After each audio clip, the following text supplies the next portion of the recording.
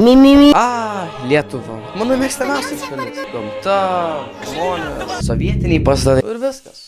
Bet ar tikrai? Aš noriu pakalbėti apie istoriją. Ne, wow. Kas dabar Jokūbo nušovė yra Marozas. Jeigu gyveni Lietuvoje, tada kaip pamatysiu bent trijulę. Ir nesidrovink, pasisveikink. Lietuvoje yra tiek daug parduotuvių pasirinkimų. Arba tiesiog nuo kofų. Tikrai geriausia yra Maxi, nes tai tiesiog ko reikia. Aišku, dar yra The Gold Lidlas, kurio kainos yra įtartinai mažos. Ir jų bandelės. Ok, tai pradžioj minėjau sovietinius pastatus.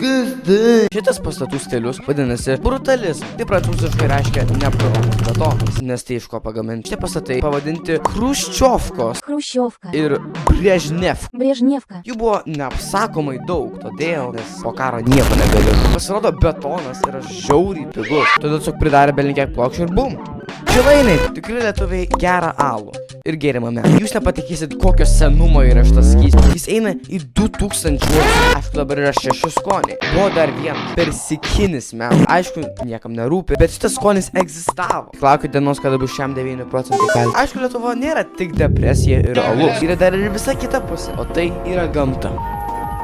Miškai, neringa, jūra. Tu pažiūrėk šitą. Nuostabu. Gražu. Tai ką vaikai išmokom? Būt Marozu.